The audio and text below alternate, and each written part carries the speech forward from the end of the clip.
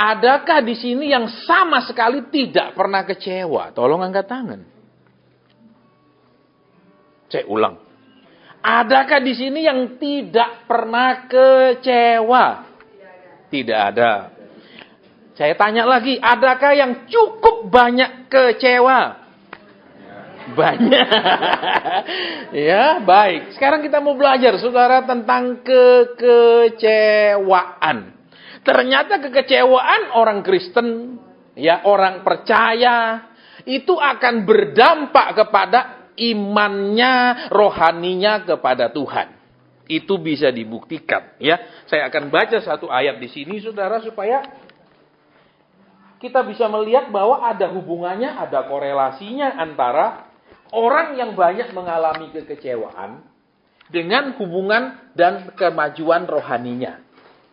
Ya, jadi jangan merasa saya kecewa masalah lain, saya tidak kecewa sama gereja, nggak kecewa sama hamba Tuhan, nggak kecewa, tapi kecewa sama yang lain. Tapi itu senang tidak senang akan sangat mempengaruhi rohani orang tersebut. Baik, sekarang saya akan baca satu ayat, saudara, ya. Di dalam kitab Matius pasal ke-11, ya, ayat ke-6, demikian bunyinya. Dan berbahagialah orang yang tidak menjadi kecewa dan menolak aku. Saudara, banyak orang mengatakan begini, kalau tidak mau kecewa jangan berharap.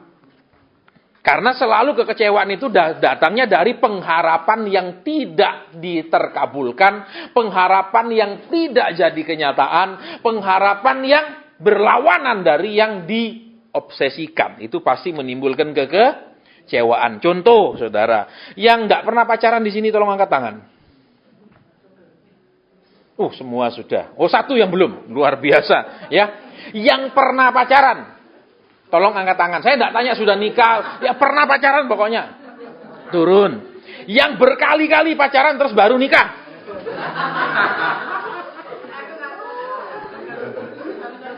Ya. Pasti kan, saudara? Ya. Jadi ada saatnya ketika orang pacaran, saudara, pendekatan, ya. Pasti kan sama-sama punya bayangan, obsesi, mestinya begini, begitu. Betul? Saudara, dan kita tahu, saudara, ya, dalam membina hubungan, ada yang namanya masa romantisme. Masa romantisme itu artinya masa-masa pendekatan, masa-masa indah. Kemudian sesudah masa romantisme akan ada masa adaptasi, kan? Betul? Iya, misalnya, cowoknya gini-gini, terus apa? Mau. Ini ceweknya gini, mau. Sudah berlama bergaul, banyak nggak cocoknya, kan? Betul. Ternyata dia tidak seperti yang kita inginkan. Memang waktu kita ketemu sebagian seperti yang diinginkan, betul? Hanya sebagian tapi sudah bergaul. Apalagi maaf sudah nikah. Yang sudah nikah mesti tahu kan? Betul. Kalau belum nikah masih pacaran, waduh, coba lihat di mal-mal jalan gandengan, pegangan, betul? Begitu mesranya. Tapi kenapa sudah nikah tidak bisa seperti itu lagi? Banyak orang bilang, sudah sama-sama tua. Betul? Bukan sebenarnya, saudara. Kenapa? Karena masa adaptasi itu adalah masa yang paling sulit. Karena setiap saat mesti beradaptasi. Setiap saat mesti kadang supaya tidak rame ngempet. Iya apa ya ibu-ibu? Loh. Iya, daripada itu mesti ngempet. Kita juga suami kadang juga supaya damai ngempet, saudara. Jangan berpikiran, hanya pria punya potensi untuk menyakiti wanita. Potensinya sama. Betul. Loh. Kalau ditanya bapak-bapak di sini juga pasti bilang bisa sama, sakitnya pasti sama, saudara. Tidak ada dikatakan kalau istri yang menyakiti suami sakitnya kurang. Justru kalau istri yang menyakiti saudara sakitnya bisa lebih dalam. Kalau suami paling sakit bentak, teriak, iya toh, kadang mungkin kasar, pukul, bekas sedikit lah, 10 hari hilang. Ya toh, kasih trombopop hilang, cepat toh. Iya, tapi kalau istri ngomong yang sangat nyelekit bisa sampai mati loh terasa. Betul. Apalagi terus bilang, sayang tuh lo pacarku sekarang. Sudah tuh lihat tuh udah profesor lo. Kamu tetap dokter umum. Itu sakitnya dalam pasti saudara. Betul? Apalagi cuma ngomong gitu tapi bisa dalam. Betul? Tidak ada lukanya diperiksa, tidak ada bekas memar saudara. Tidak bisa diajukan tindakan kekerasan dalam rumah. Iya, itu tindakan kehalusan paling menyakitkan, saudara. Ya, baik. Sekarang, makanya saudara kita lihat di sini ya, dikatakan jangan sampai menjadi kecewa. Jelas kata orang, jangan berharap maka tidak kecewa. Pertanyaannya, bisakah manusia itu tidak punya pengharapan? Kan tidak bisa. Iya apa ya? Loh, coba orang mau nikah juga punya harapan toh. Harapannya dia akan menyayang aku akan menyayang dia. Kan begitu dulunya. Enggak pernah cita-citanya. Nanti udah nikah kami akan berantem, aku akan ngamuk sama dia ngamuk sama aku, dia ngamuk tak bales. Enggak pernah ada orang pacaran berpikir begitu. Amin. Semuanya positif. Saya mau tanya, yang sudah nikah enggak pernah bertengkar sama sekali dengan pasangannya, angkat tangan. Enggak ada. Ya. Loh, ini fakta, Saudara. Cinta tidak menghilangkan pertengkaran. Cinta tidak menghilangkan perbedaan. Amin. Amin. Yang meniadakannya adalah cuma masalah ngempet. Amin. Ini tidak tahan ngempet jadi penyakit, ya toh? Betul, Saudara. Nah, sekarang lihat di sini. Tadi dikatakan, berbahagialah orang yang tidak kecewa dan menolak aku. Saudara, jadi kita sebagai orang percaya ini jujur aja, seringkali banyak kecewa yang tersembunyi. Contohnya yang kecewa yang tersembunyi, kan Tuhan bisa tolong saya, kenapa kok enggak tolong? Kedua, Tuhan kan katanya meratakan dan meluruskan jalan saya, lah ini jalannya kok berbatu-batu tok sampai hari ini, sampai detik hari ini, tetap sama.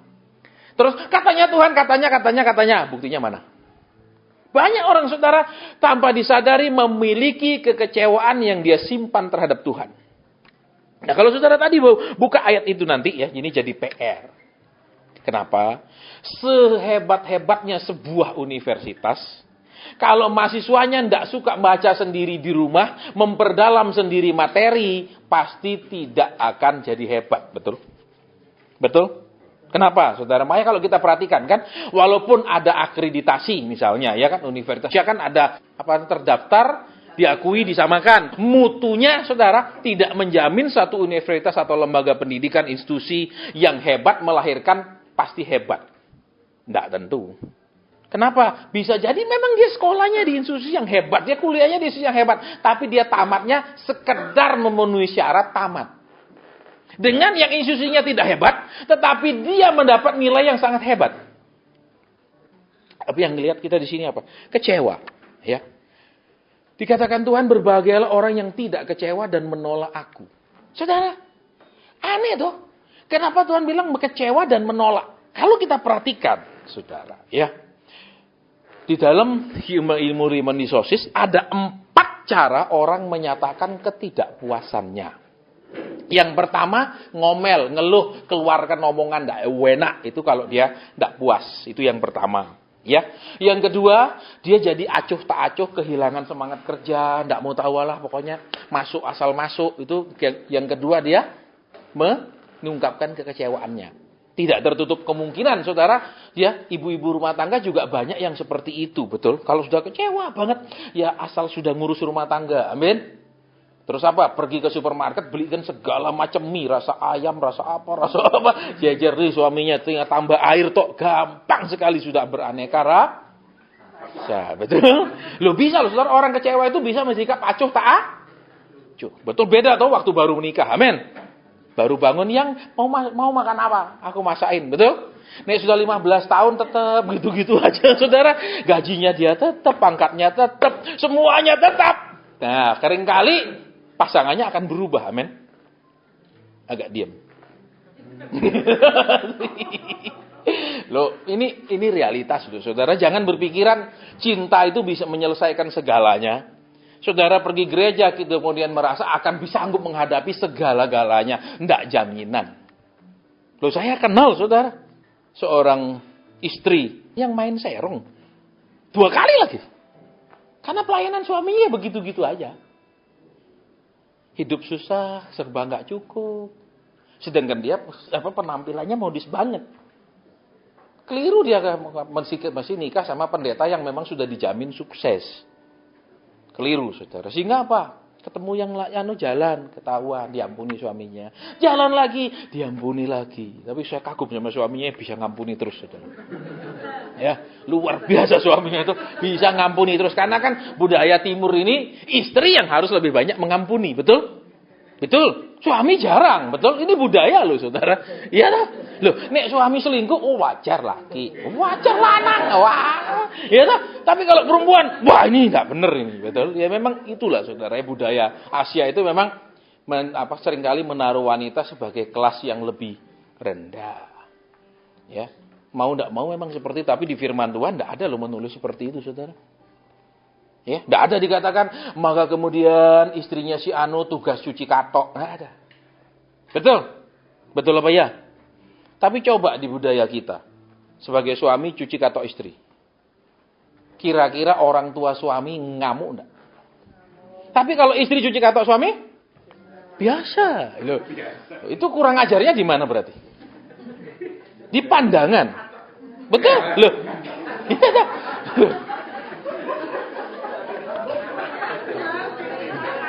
loh, iya, saudara. Kalau kita belajar makanya di firman tidak ada memberikan pembagian tugas. Nggak ada firman Tuhan yang laki cuman begini, perempuan gini, nggak ada kok. Cuman itu makanya karena itu dipengaruhi oleh budaya yang lebih berakar dari dalam kandungan sudah mengikuti budaya, sehingga walaupun sudah jadi pengikut Kristus lebih kuat budayanya daripada ngikut firman-Nya. Oke, sekarang kita lanjut sedikit, saudara. Ya, tadi kan jelas orang kalau mengharap sesuatu tidak terjadi kecewa, atau terjadi yang berlawanan lebih kecewa. Pertanyaannya begini, saudara. Ya. Katanya kita percaya Tuhan baik. Amin. Tapi kebaikan Tuhan yang kita simpan di dalam pikiran kita, persepsi kita adalah yang saya inginkan harus Dia beri, yang saya hadapi Dia harus bantu, betul? Yang saya butuhkan Dia harus kirim. Amin. Ya apa ya? Itu kan persepsinya kita.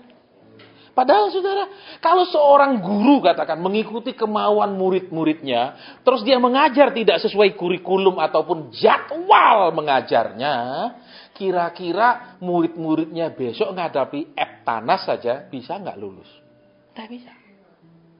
Betul? Nggak bisa, saudara. Makanya seringkali kalau kita perhatikan saudara saat-saat ini, khotbah-khotbah itu seringkali apa? Bikin gampang aja. Pokoknya sudah tidak usah belajar, anak-anak yang menghadapi ulangan umum maju ke depan didoakan. Itu ngajar orang bodoh, saudara. Kenapa? Saudara tidak akan jadi pinter, saya nggak jadi pinter kalau nggak belajar. Bukan cuma di doa-doa, no. Amin. Kenapa kita percaya seperti itu? Karena dulu itu seperti itu. Kalau mau cepat naik pangkat, ini jimatnya pakai ya. Kalau ketemu bosmu nanti, bosmu jadi takut. Betul? Bukan nunjukkan prestasi kerja, bukan nunjukkan performance yang baik, tapi pakai jimat, betul? Betul apa ya? Dulu masih saya di hotel juga gitu. Orang ngelamar kerja, ya, di interview masuk pintu, dia gini sih, baca-baca dulu. Oh, saya tidak peduli lu baca 1000 kali, nek saya interview lu elek, tak masuk. Ya, makanya saya kalau lihat ada di mana-mana anak-anak yang mau ulangan umum, maju ke depan, Tuhan memberikan kecerdasan apa, oh ini gawat. Itu bikin anak apa? Aku enggak usah belajar sungguh-sungguh, nanti didoain. Enggak bisa. Siapa di sini enggak belajar tapi pinter? Tolong angkat tangan. Duh. Terus enggak belajar bisa tamat? Angkat tangan. Enggak ada. Semua kita mau untuk pinter itu belajar. Betul, tapi banyak praktek sekarang lebih banyak ke arah klinik lama-lama. Gitu. Betul. Terus apa? Saudara sakit maju ke depan. Di doa notok. Ya kalau gitu-gitu terus juga kacau, saudara. Iya. Dan banyak hamba Tuhan tuh kadang-kadang juga ngawur. Nggak ngerti kedokteran, tapi bisa kasih resep obat. Cuma di negara-negara Asia yang boleh. Kalau di negara Eropa, saudara, ngeluarkan apa saja. Kasih minyak misalnya 1 botol kecil, ini bawa pulang. Kenapa? Akan ditanya kompetensinya apa mengeluarkan obat. Walaupun itu berupa minyak. Taruh di rumah ya untuk ngusir setan supaya penyakitnya sembuh. Itu bisa diurusi. Tapi kalau di Indonesia tidak bisa, saudara. Iya, makanya banyak yang bilang, kenapa sakit mungkin ada gangguan setan di rumahnya. Ini gosokin minyaknya di sana. Tidak ada yang bisa ngurusi. Kalau luar negeri, urusan, saudara. Dari mana dia berhak mengeluarkan obat-obatan seperti itu? Dia tamatan mana? Izin prakteknya apa? Ya, tapi susah memang kalau ngomong, saudara. Kenapa? Karena tingkat literasinya juga sangat rendah. Sekarang kembali ke sini ya. Orang kecewa karena apa? Semua yang dia inginkan tidak terjadi seperti yang diharapkan, kan begitu intinya. Betul? Ya, udah punya anak, waduh kok anaknya kayak gini. Misalnya sifatnya kok kayak mertua, misalnya gitu ya. Ya kan biasanya gitu, saudara. Nek kalau anaknya kayak kita punya pasangan, punya keluarga, biasanya kita kurang seneng. Tapi kalau kayak kita seneng, betul? Umumnya gitu toh. Ya apa ya? Apalagi misalnya orang tua kita atau misalnya, loh kok anakmu kayak mirip keluarga istrimu. Tapi kalau mirip keluarga kita seneng, amin. Itu manusiawi loh, saudara. Betul? Kemudian tapi kalau sifatnya jelek pasti semua ngaku itu dari keluarga sebelah sana. Amin. Misalnya sekolah enggak naik kelas, oh persis tuh kakeknya dulu gitu misalnya. Ya, kakek SR aja enggak tamat misalnya gitu, saudara. Ya, makanya hati-hati. Ya, makanya saudara di sini kan banyak yang masih usia produktif dan aktif. Amin. Nah, jadi kalau mau punya anak pun didoakan sebenar-benar supaya anak itu cerdas dan baik. Karena kalau anak ini goblok pasti nanti saling menyalahkan ini turunannya siapa. Betul? Terus akhirnya anak ini kan perlu periksa DNA-nya, betul? Suaminya bilang enggak mirip keturunanku ini. Keturunanku pinter-pinter semua misalnya. Ya, keturunanmu pinter bocoi misalnya. Laki itu semua memang karunianya pinter bocok loh ibu-ibu. Betul. Loh ibu-ibu dulu nih mau sampai dinikahi ini dibocoi loh. Dulu disayang betul, disayang sekali, diperhatikan sekali. Nek sudah nikah sama enggak sayangnya sama sebelumnya? Ayo ngaku. Sudah tahu. Iya dah. Sudah tahu juga orang tua diperlakukan sama, tetap aja ingin nikah loh, itu ajaibnya. Ini keberanian yang luar biasa. Makanya ada orang bilang gini, ini bukan saya ngomong, saudara ya. Wanita itu diciptakan memang lebih bodoh daripada pria. Sehingga dia tetap percaya pria itu, ya itu. Dilihat sendiri pun dia tetap berpikiran positif. Ah mungkin itu nasibnya pasti beda lah sama saya. Amin. Pasangan saya pasti beda. Amin. Ya sudah nikah kok enggak ada bedanya. Ini bukan nakut-nakuti, ini fakta. Baik, kita lanjut sedikit saudara ya. Di situ dikatakan kecewa. Nah, sekarang kita mau perhatikan, ya. Ketika Tuhan bicara seperti itu, karena dia sedang bicara kepada utusan Yohanes Pembaptis. Kenapa Yohanes Pembaptis yang membaptis Tuhan Yesus sendiri bisa kecewa sama Tuhan Yesus? Saudara, karena kalau kita perhatikan sejarah, ya, kan orang Israel itu dijajah Romawi 30 tahun sebelum Tuhan Yesus lahir, kan Israel dihancurkan oleh Jenderal Pompei, ditaklukkan kemudian menjadi negara jajahan. Nah, orang Yahudi yang merasa dia sendiri yang punya Tuhan, dia punya Tuhan yang paling benar, dia bangsa pilihan. Dijajah itu rasanya malu luar biasa, kehilangan harga diri, kehilangan identitas bangsa, termasuk yang paling peka adalah ini masalah agama. Ya toh? Dia punya agama sendiri. Ini masalah agama, katanya Tuhan beserta kita, katanya Allah Immanuel, katanya Allah Ebenezer, apalah pokoknya. Mana buktinya sekarang mereka dijajah orang kafir. Jadi pikiran mereka adalah kalau Tuhan itu mau nolong, ya nolong bebaskan kami dari penjajahan. Tapi di ayat atasnya kalau saudara perhatikan, aku menyembuhkan orang buta melihat orang, itu tidak ada hubungan dengan keinginan mereka. Jadi saudara, kenapa orang Kristen ini banyak sekali kecewa? Kenapa orang percaya ini banyak sekali kecewa? Intinya sederhana saja, ya. Mereka punya keinginan, fokus, cita-cita, kehendak yang benar-benar berlawanan dan tidak mau mengerti tentang kehendak Tuhan.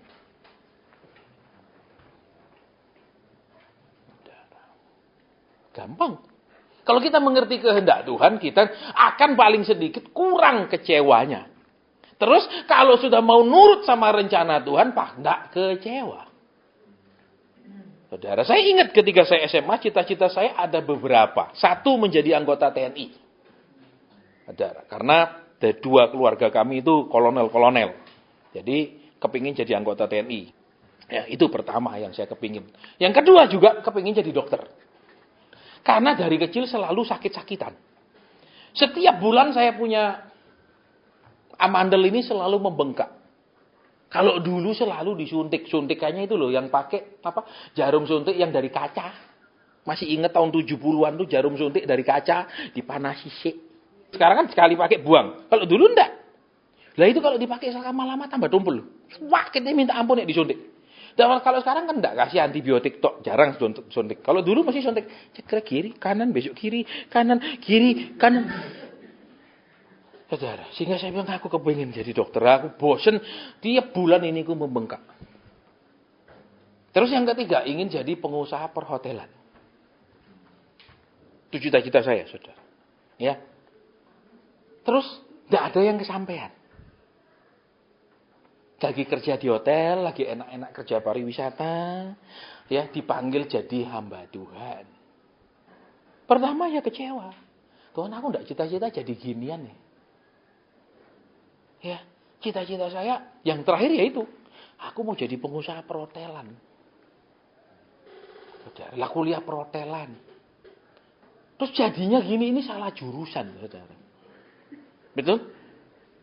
Bayangkan saudara nih, kusir dokar bawa pesawat, saudara bisa bayangkan penumpang kira-kira gimana. Perkenalkan hari ini yang akan menerbangkan kita mantan kusir dokar. Kira-kira saudara enggak minta turun enggak? Ayo, minta turun enggak? Tidak bisa Pak, saya ganti tiketnya aja. Enggak saya. Betul? Walaupun sama-sama juga alat transport. Tapi ini mantan kusir dokar.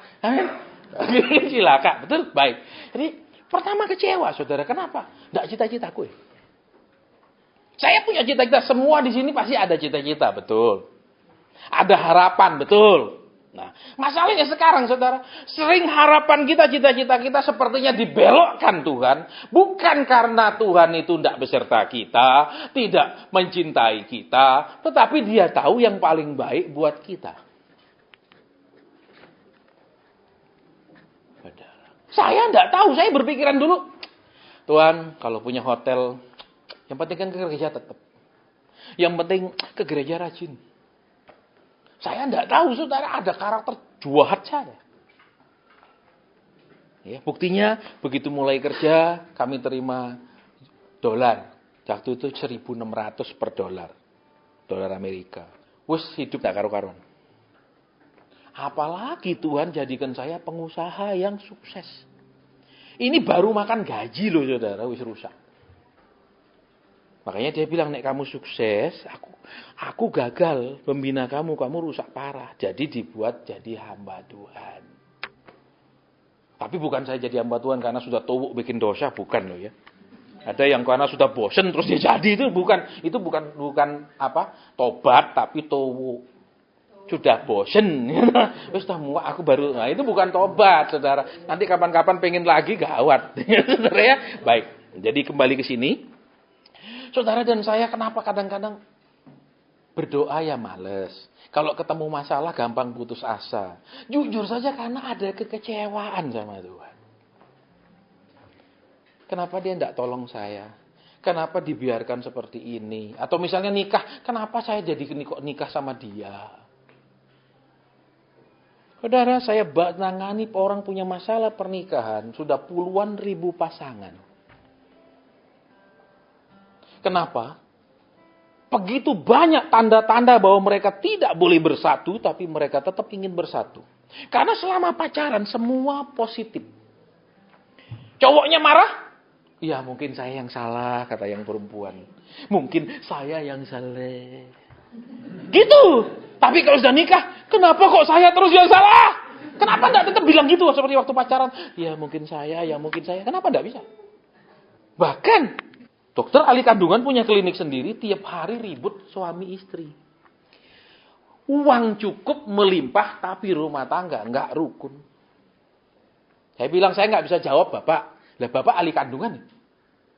Nih ahli kandungan kan lebih ngerti dari saya bagaimana menyenangkan istri dalam hal itu. Gitu loh. Berarti maksudnya? Masa saya harus jelaskan? Ini kan sudah dewasa. Terus kenapa berantem terus itu loh? Iya kan? Jadi ayo kita doa. Saya bilang ayo kita doa Pak. Gitu doa Tuhan kasih tahu. Ini suami istri tidak pernah punya waktu berdua. Jadi saya bilang maaf ya Pak, kita ngomong secara dewasa. Bapak dan Ibu ini tidak punya waktu khusus untuk berduaan. Tidak pernah ngatur waktu hari apa kita mau berdua. Sehingga kalau suami lagi on, istri lagi teler. Istri lagi on, suami lagi teler. Sehingga itu menjadi sumber mereka ribut terus. Saudara, saya baca artikel mengatakan rumah tangga yang seksnya sehat 90% rukun. Saya juga baca. Ya. Lah mesti dia ahli kandungan kan segala sesuatu dia tahu. Amin. Betul apa ya? Dia ahlinya dia belajari bidang itu ya. Khusus lagi di situ-situ saja. Betul? Tuh. Kok ketawa? Saya nggak ngomong porno, ini ngomong yang bener loh, saudara. Nggak mungkin untuk periksa mata. Oh, mata keranjang ya mungkin. Kita lihat suaminya, oh pandas. Gitu. Betul, saudara. Kenapa? Jadi pas suaminya lagi kepingin, istrinya, ayo pak, gitu. Ini saya tertolak. Terus istri juga, suaminya, ayo sudah nggak apa-apa. Tapi setengah hati. Itu terus-menerus yang membuat mereka di alam bawah sadar merasa caleg tidak dikasihi. Sehingga mereka tengkar terus. Dan ketika saya sampaikan, mereka bilang, betul pak. Kalau saya lagi kepingin istri saya, teler. Istri saya lagi on. Saya jam 12 malam baru selesai sama pasien saya. Jadi, berantem terus.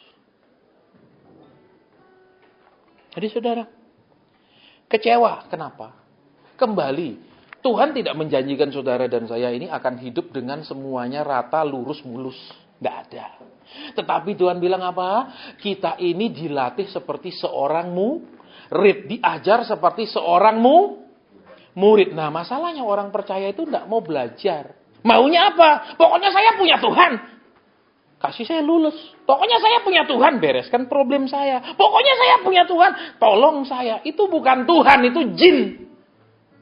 Kalau saudara nonton di TV kan jin, panggil. Jin, itu jin. Saudara. Sedangkan Yesus yang saudara dan saya sembah ini adalah Tuhan. Jadi, kadang ada hal yang kita berharap itu tidak terjadi, itu bisa berupa latihan iman dan ketekunan. Karena easy come, easy go, kata orang barat. Segala yang didapatkan dengan mudah, tingkat penghargaan orang atas pencapaian yang mudah itu kurang. Ya kembali masalah orang menikah, masalah menjalani kehidupan itu setiap saat harus ada adaptasi. Halo? Loh. Kan manusia ini semakin berubah, betul? Coba lihat bapak-bapak. Nek masih katakan pria ini umur belasan tahun, pakaiannya pakaian remaja. Betul? Sudah nikah lain, pakaian paruh baya lain. Betul? Betul apa ya? Ibu-ibu pun sama ya apa ya? Sudah mulai berumur kan cara berpakaiannya pun berubah ya apa ya? Tidak mungkin remaja dasteran. Nah ini nek dasteran ini harga jual turun, betul? Betul? Iya lah. Saudara, mesti kan sesuai. Amin. Nah, dan itu saja berubah. Apalagi yang lain lain. Makanya sekarang saudara, ketika kita kecewa, maka kita akan mandek. Ketika kecewa, kita menolak Tuhan. Maksudnya menolak Tuhan artinya, aku tidak mau tahu rencanamu apa, aku tidak bisa terima. Aku tidak mau tahu kalau ini engkau halangi, aku tidak mau urus.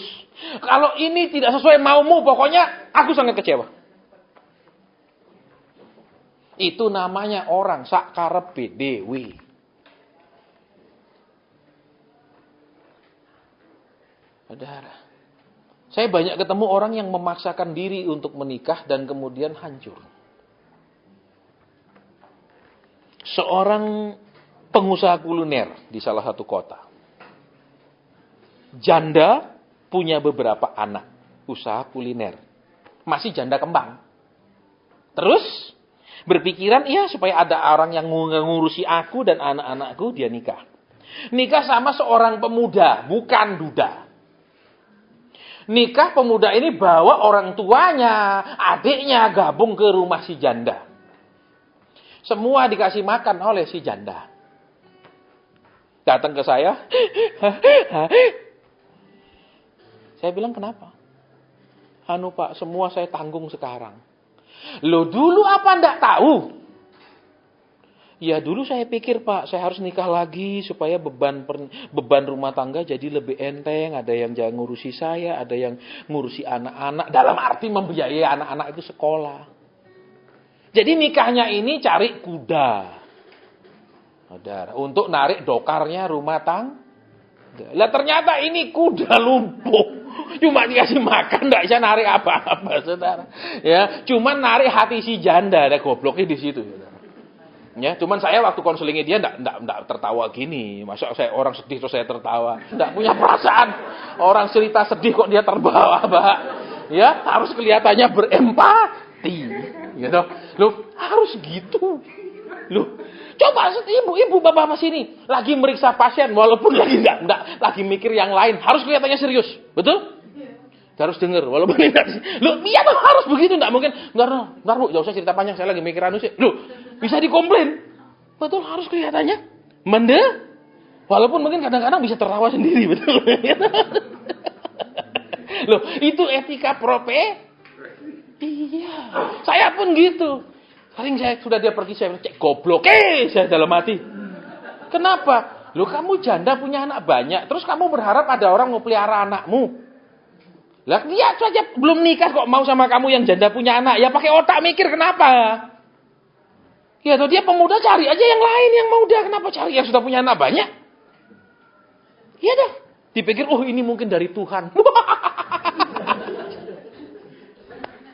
Wis kalau saudara dan saya ini semua yang kelihatannya baik itu dipikir dari itu. Betul. Betul. Kalau Tuhan nuruti bisa sengsara. Kalau Tuhan nuruti bisa sengsara. Jangan berpikiran semua kalau berjalan mulus kita pasti bahagia. Ada seorang pemudi baru-baru. Ada ya, 1 tahunan lalu. Dia datang ke persekutuan, terus saya dapat pernyataan, kamu punya cowok itu bukan jodohmu, enggak boleh nikah. Tapi wis kadung kebelet, dikejar usia juga yang sudah mendekati hampir kepala 4. Dia nikah tetap. Masih bulan madu, sak bulan sudah jadi sansak hidup. Tidak berani cerita ke saya. Teman baiknya bilang, Pak, dia dihajar terus sama suaminya. Lah kan sudah dibilang, tidak boleh nikah sama laki ini. Saya tidak kenal, saudara, belum pernah ketemu. Cuman dia hadir begini, tiba-tiba saya dapat, pacarmu itu bukan jodohmu loh, kocok dilanjut loh. Tapi nekat jalan terus. Akhirnya sansak hidup. Daripada beli sansak di Ace Hardware lumayan mahal. Ini ya. Ini kisahnya tak saudara. Baru-baru kejadian. Jadi sekarang yuk kita mau perhatikan. Kenapa kita seringkali tidak suka berdoa? Pasti pernah kecewa ada harapan yang tidak terkabul. Kedua, kenapa kita tidak sungguh-sungguh sama Tuhan tuh tidak ada semangat, tidak melibatkan Tuhan? Karena pernah kita mintai tolong untuk terlibat, dia tidak melibatkan diri. Sehingga sama Tuhan itu tetap jadi Kristen.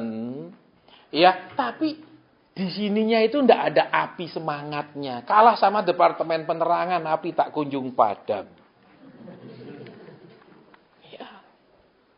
Dalam hal apa saja, cuma galau, stres, bingung. Tidak pernah benar-benar, Tuhan, ajar saya ngerti kehendak-Mu. Ajar saya ngerti rencana. Sulit, saudara. Iya. Tapi lebih baik menderita sekarang daripada menderita kemudian.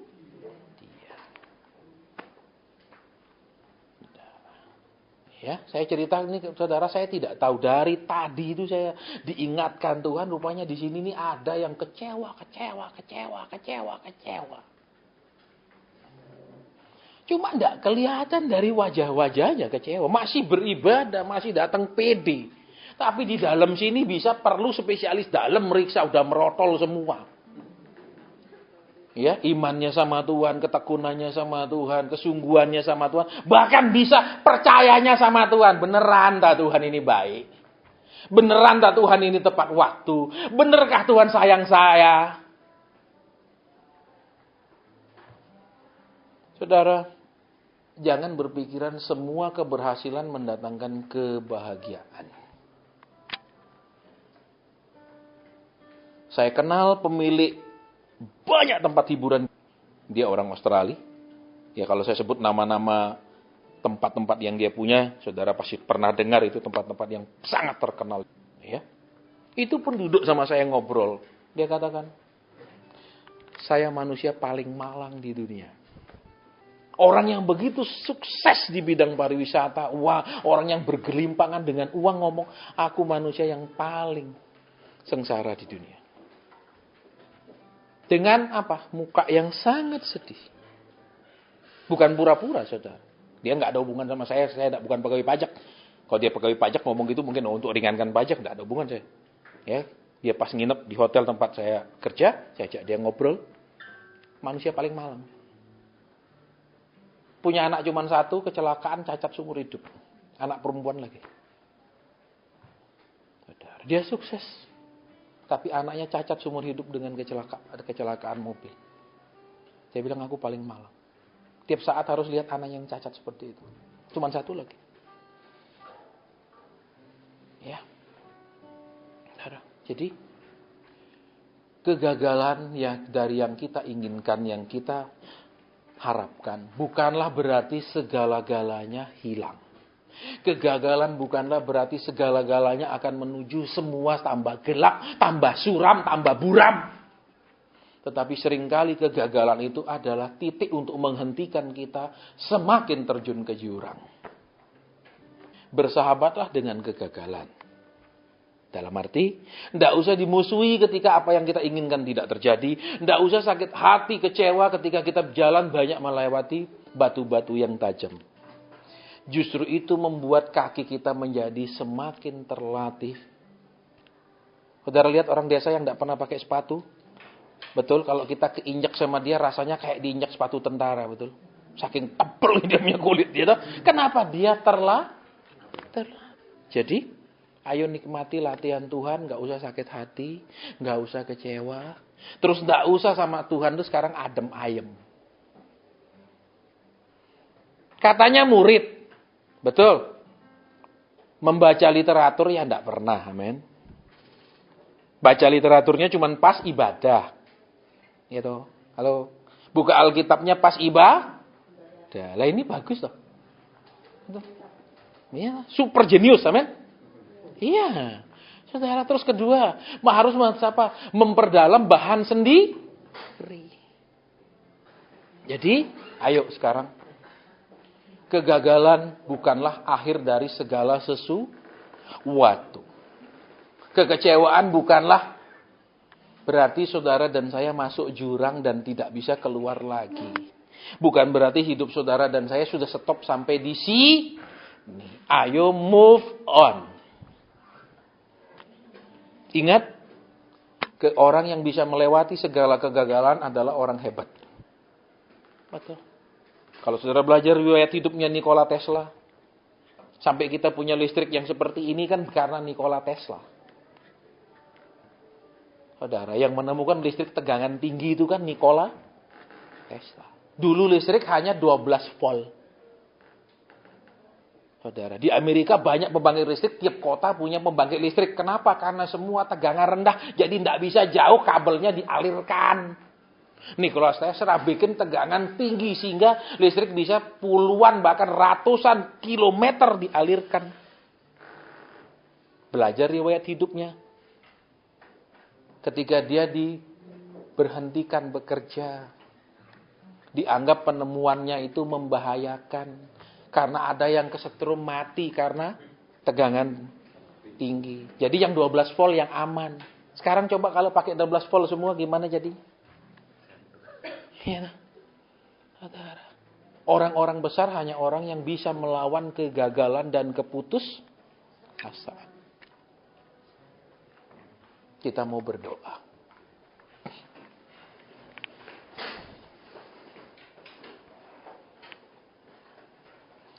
Sudah hamba sampaikan dengan bahasa yang sangat terbatas. Tapi hamba tahu rohmu yang bekerja menerjemahkannya.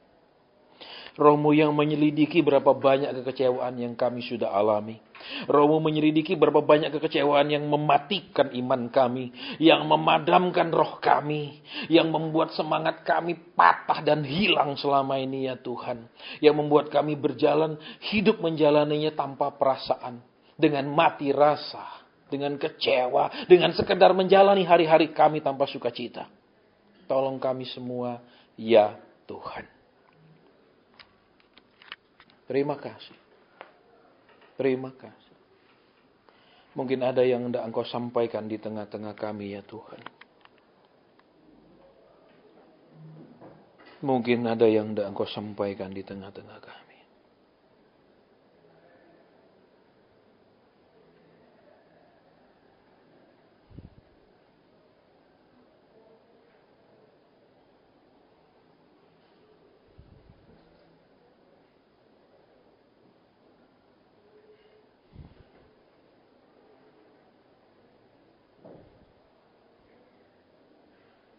Terima kasih.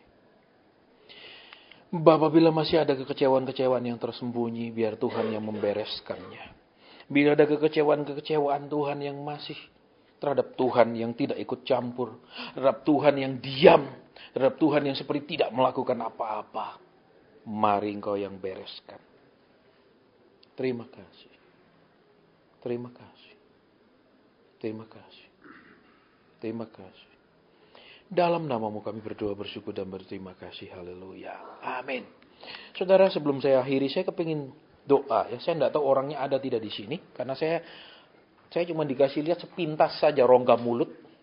Jadi kalau saya dikasih lihat hanya sepintas rongga mulut, saya tidak bisa tahu ini wanita atau pria. Kecuali saya dikasih lengkap lihat seluruh wajahnya, baru bisa saya tahu itu wanita atau pria. Ya, itu saya merasa di gusi bagian depan, gusi bawah bagian depan itu ada masalah. Nah, yang saya ingin tanya sekarang, adakah di antara kita memang punya masalah di gusi bagian bawah? Atau keluarga kita memang di rumah, entah anaknya atau pasangannya, yang memang punya masalah di gusi bagian bawah, depan. Saya hanya melihat sepintas di gusi bagian bawah. Ada? Siapa itu? Usia berapa dia? 8 tahun. Kenapa itu di depan situ? Gusinya. Di depannya itu kayak, kalau bahasanya medis itu mukoser. Jadi kemarin soalnya ada itu, terus hari ini mau periksa, tapi dokternya ini sudah operasi, baru periksa besok. Kita mau berdoa. Saudara tahu kalau saudara dan saya beribadah itu Tuhan hadir. Cuman dia tidak kelihatan. Kalau Tuhan itu kelihatan, cilaka saudara. Kenapa? Tuhan nanti dianggap kayak polisi lalu lintas. Nek pas kelihatan kita baik-baik, pas tidak lihat kita ngawur. Makanya Tuhan itu tidak kelihatan terus. Tapi melihat terus. Ya, saya melihat ada masalah di gusi. Kenapa saya tidak tahu? Karena saya cuma dikasih lihat bagian rongga gini tak. Nah, segini. Jadi tidak tahu ini laki atau perempuan kecuali seluruh wajah. Kok bisa lihat? Kalau pertanyaannya begitu. Kalau saudara ini suka baca firman, suka berdoa, itu otomatis. Itu ada ayatnya. Orang yang mendekatkan diri dengan Tuhan itu akan menjadi satu roh dengan Tuhan. Satu roh. Saudara. Sehingga bahkan bisa punya mata seperti USG. Saya sering buktikan. Ya, jadi dia sudah diambil darahnya, sudah itu seminggu di rumah sakit, belum ketahuan sakit apa. Ya, terus bapaknya undang kami ke rumah sakit, terus Tuhan bilang, rongsen di sini. Begitu di rongsen ketemu penyebabnya. Kenapa? Karena Tuhan Maha tahu. Jadi, kalau saudara baca di Alkitab itu bukan hal yang ajaib. Mestinya semua orang percaya bisa. Karena ada ayatnya. Saudara bisa coba bayangkan kalau itu digabungkan dengan pendidikan medis. Pasti akurat. Pasti tepat. Karena diagnosa yang tepat itu yang paling menentukan pengobatan terapi yang tepat. Tanpa diagnosa yang tepat, terapinya akan sering dicoba-coba. Betul. Nah, kalau ini digabung kan keren, betul. Pasiennya datang sudah tidak usah USG bagian sini. Gitu. Keren lah. Betul? Kalau tidak percaya USG, nah gitu loh, ya bener loh. Kan enak. Bukan untuk sombong, bukan untuk apa. Kenapa? Alkitab bilang, barang siapa yang percaya kepadanya bisa melakukan yang dia lakukan. Ada ayatnya. Kita mau berdoa, namanya siapa anaknya? Kristianu. Di bahasa dipanggil apa? Yua, kita mau berdoa. Bapak di surga, kami bersepakat berdoa buat adik kekasih Yua. Engkau kasih lihat gusi yang bermasalah. Apapun di dalam ilmu kedokteran istilahnya gangguan gusi itu, kami mau berdoa sekarang. Kami mohonkan kemurahan dan belas kasihan dari Tuhan. Sehingga gusi itu menjadi normal, baik seluruh bagian itu menjadi sempurna kembali. Kami tahu Engkau sanggup. Engkau mampu karena Engkau tabib di atas segala tabib, kata firman Tuhan. Biar setiap orang juga pernah mengalami namanya mujizat dari Tuhan, campur tangan dari Tuhan, kebaikan dari Tuhan. Terima kasih. Terima kasih. Terima kasih. Amin. Saudara, saya tidak melihat di sini dari tadi ada yang tidak ada satupun ya. Tapi di sini ada punya gangguan pinggang yang sangat berat mana? Siapa ya, Bu?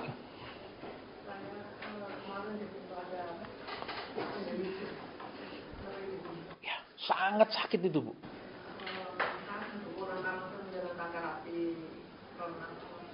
Kita mau berdoa buat itu. Bapak, ini anakmu yang tadi engkau kasih lihat ada di masa di pinggang yang nyeri itu Tuhan. Kami mau berdoa supaya kesembuhan terjadi.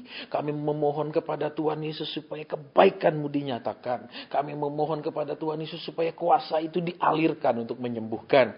Sehingga terjadi kesembuhan yang cepat Tuhan. Terima kasih. Dia anakmu, engkau mengasihinya, engkau memperhatikannya. Terima kasih. Terima kasih. Terima kasih. Amin. Saudara, saya tidak tahu apa bedanya penyakit sinus sama siapa? Satu lagi.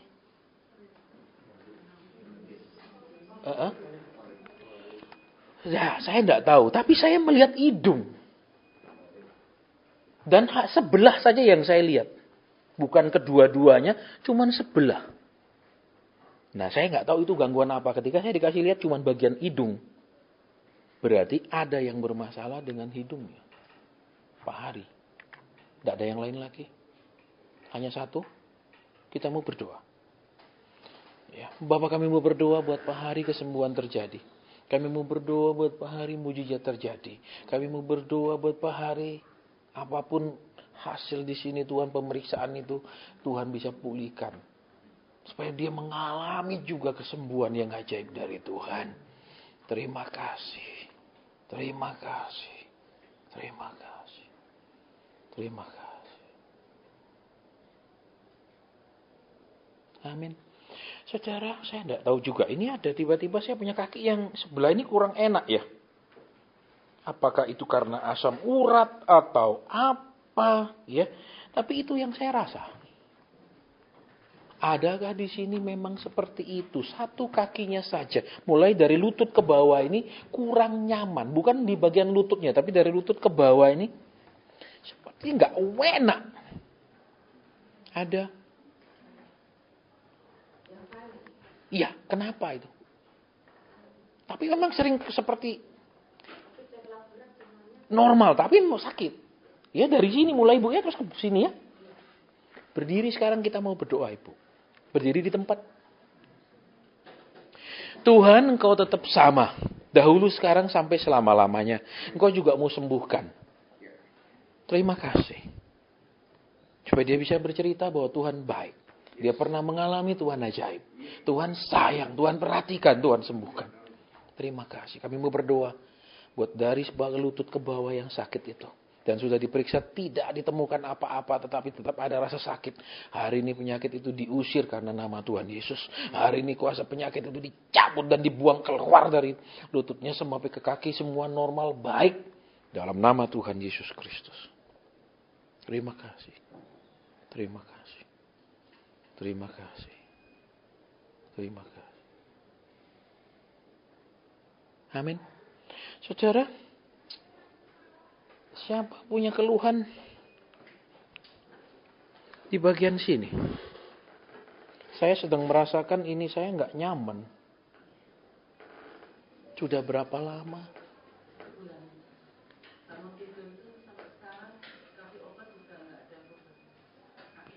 Saudara, ketika Tuhan Yesus mengatakan bahwa penyakit kitalah yang ditanggungnya, Tuhan Yesus tidak pernah sakit. Betul? Kecuali Tuhan Yesus sakit segala macam penyakit Alkitab tulis. Bagaimana dia menanggung penyakit tanpa pernah sakit? Rasa sakitnya itu yang dipindah ke badan dia. Saya kesini, tiba-tiba tangan ini tidak enak. Kayak gitulah rasa sakit yang diterita. Ya, makanya nanti kalau kita semakin belajar Alkitab, kita semakin mengatakan iya, Alkitab ini benar karena terbukti. Ya, kita mau berdoa. Bapak, kami mau berdoa. apapun nama penyakit itu, apapun diagnosenya, supaya kesembuhan terjadi. Kami mau berdoa supaya kemurahan-Mu dinyatakan. Kami mau berdoa supaya jamahan-Mu memulihkan. Sehingga ketika meninggalkan tempat ini, penyakit ini pun tidak ikut lagi, tapi pergi jauh keluar dari tubuhnya dan tidak boleh masuk lagi seumur hidupnya. Terima kasih. Dalam nama Tuhan Yesus Kristus kami sudah berdoa. Bapa, terima kasih Tuhan Yesus, terima kasih Allah Roh Kudus. Terima kasih. Terima kasih Tuhan. Terima kasih Bapa. Terima kasih Roh Kudus. Terima kasih. Amin. Saudara, saya melihat ada orang suka gini. Saya nggak tahu ada apa di lengannya, ada keluhan apa di lengannya. Mana orangnya? Mana orangnya? Kenapa itu sering? Baik, kita mau berdoa. Ya, kita mau berdoa. Ayo sekarang. Bapa, kami memohonkan kemurahan dan belas kasihan Tuhan yang sama supaya terjadi pemulihan. Bahwa kuasa doa orang benar itu besar, kata firman Tuhan. Dan kami orang-orang yang sudah dibenarkan, kami berdoa sekarang memohonkan kesembuhan. Tuhan, mulai daripada pundaknya, tangan di lengan, supaya semuanya jadi baik. Hari ini tidak menjadi kumat lagi, tapi hari ini menjadi terakhir rasa sakit itu di dalam tubuhnya. Dalam nama Tuhan Yesus Kristus. Terima kasih. Terima kasih Tuhan. Terima kasih. Kenapa dia Tuhan? Amin. Satu lagi ini kayaknya terakhir. Saudara di sini. Siapa orangnya? Ada? Tidak ada? Saya sedang dikasih penglihatan Tuhan, ada orang punya keluhan di sekitar sini. Hanya satu orang. Di sini, Bu. Kita mau berdoa. Pada saat Tuhan memperhatikan, maka terjadilah kesembuhan. Pada saat Tuhan berbelas kasihan, maka Dia menjamah dan memulihkan. Pada saat Dia memperhatikan umatnya, maka umatnya dikenyangkan dengan segala kebaikan daripada Tuhan. Penyakit ini pergi, tidak boleh masuk lagi, tidak boleh ada di dalamnya. Karena Tuhan mau memulihkan. Terima kasih. Terima kasih Tuhan. Terima kasih. Terima kasih. Terima kasih.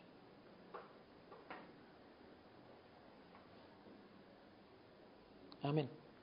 Saudara, saya mendengar kata tidur, tidur, tidur. Siapa di sini sampai hari ini engkau mengalami gangguan tidur?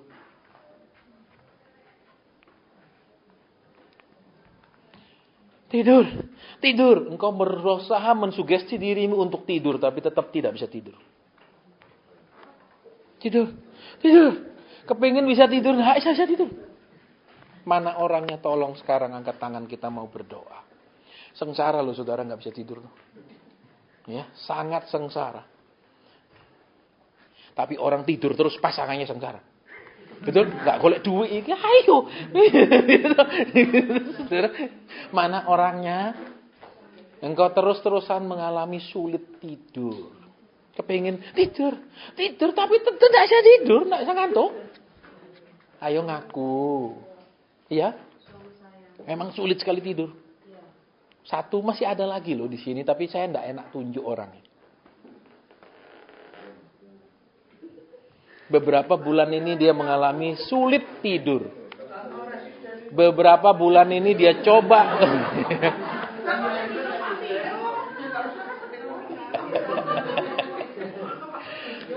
Terserah, ya. Kalau mau mengaku, kita mau berdoa. Saudara, ya. Di satu kota ada orang yang sulit sekali tidur dan itu sudah tahunan. Badannya menjadi kurus luar biasa. Ya. Sudah didoakan, itu PD-nya pagi, dia tidur sampai besok siangnya. Di sini ada orangnya, saya tidak tega untuk menunjuk dia. Dia berusaha tidur, mensugesti dirinya untuk tidur, tapi tetap tidak bisa tidur. Terserah mau ngaku kita doa, nek mau terus-terusan terganggu begini silakan.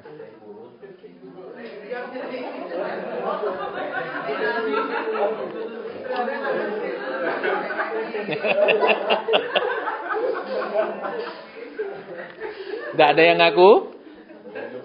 Sebelah sini orangnya, ya, tapi tidak ngaku.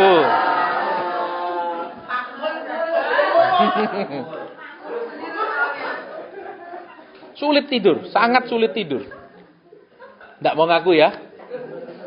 Ya, kalau tidak mau, ini belum yang fatal-fatal loh saudara. Ada hal-hal yang maafmu itu agak vulgar. Tapi kalau Tuhan mau sembuhkan, sembuh loh. Ya, pernah kita pelayanan gini, Tuhan bilang di sini ada pria yang impoten. Malu dia, saudara. Iya.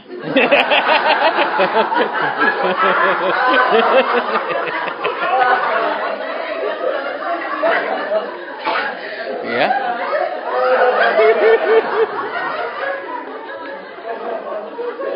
Iya. Ini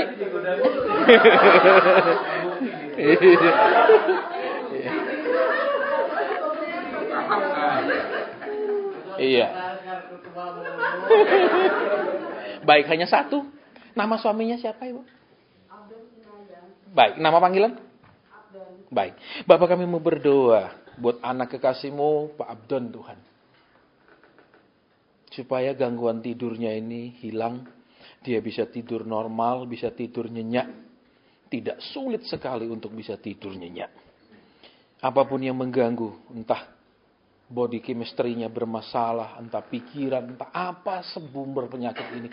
Kami tidak tahu, tapi yang kami tahu Tuhan sanggup membuat dia normal kembali jadi jam-jam tidurnya, Tuhan. Terima kasih. Amin. Saudara, di sini ada orang yang sudah minum obat, tapi kok belum ya? Saya nggak tahu belum apa. Mana orangnya? Sudah, tapi kok belum ya? Mana orangnya? Tolong angkat tangan. Masa saya suruh tunjuk, saudara? Ya. Ya. Sudah sering sekali minum obat, tapi belum reaksinya kok belum sembuh ya, kok belum ya sampai sekarang. Tapi terus tak minum, tapi tidak ada perubahan. Mana orang? Kita mau berdoa. Saudara, Alkitab dengan jelas mengatakan ada penyakit yang disebabkan oleh banyak sebab. Alkitab mengakui ada penyakit yang disebabkan oleh bibit penyakit. Alkitab mengakuinya. Alkitab mengakui ada penyakit yang disebabkan oleh kutuk turunan yang disebut oleh sifat genetik. Alkitab mengakuinya. Ya, dan itu dibuktikan oleh ilmu kedokteran. Iya. Saudara, Alkitab mengakui juga ada penyakit yang disebabkan oleh kuasa-kuasa yang tidak kelihatan. Saudara, salah satunya adalah cara kerja virus yang sering masih misteri. Ya, Alkitab mengakui, tidak bertentangan ilmu kedokteran dengan Alkitab, karena Alkitab juga mengakui, ya saudara. Ya, tapi ada juga memang penyakit yang ada kuasa lain yang bekerja. Sehingga walaupun diminumi obat itu dibuat tidak berfungsi sama sekali oleh kuasa itu. Bisa terus diminumi obat, tapi kok. Saya itu kemarin lahir dengan kelainan sinar. Akhirnya dioperasi ditutup sinarnya. Akhirnya kepalanya membesar, jadi prinsipal. Sudah dioperasi sampai 6 kali. Kok belum? Ya, itu. Kita mau doa, saudara ya. Iya, kita berdoa sama-sama. Bapak Surgawi, ada banyak anak-anakmu yang memang sudah menjalani terapi, sudah minum obat, bahkan sudah operasi berkali-kali, tapi belum ada perubahan dan perbaikan. Tadi engkau katakan, sudah, tapi kok belum. Sekarang kami tahu kami punya Tuhan tempat kami berseru. Sekarang kami beranikan diri berseru kepada Bapa kami yang di surga. Kami bukan berseru hanya kepada Tuhan, tapi kami berseru kepada Bapa di surga, memohonkan kemurahan. jamahan. Sehingga hasil terapi ini begitu nyata kelihatan. Dan campur tangan Tuhan dinyatakan. Perubahan yang cepat, pemulihan yang cepat, perbaikan kesehatan yang cepat. Karena campur tangan daripada Tuhan. Terima kasih. Terima kasih. Dalam nama Tuhan Yesus kami sudah berdoa. Bersyukur. Kami akan mendengar perubahan demi perubahan. Kami akan mendengar perubahan demi perubahan. Dalam nama Tuhan Yesus Kristus. Terima kasih. Haleluya. Amin. Ya saudara, sudah jam 2:30. Saya rasa semua kita ada tugas. Saya juga ada tugas lain. Ya, jadi ibadah sampai di sini. Tidak pakai doa penutup toh. Dibubar begini saja kan? Ya, tidak apa-apa toh. Ya, enak gitu toh bubar ya. Cepet toh Pak. Enggak, jadi saya serahkan kembali. Ada pengumuman atau yang lain, monggo Pak.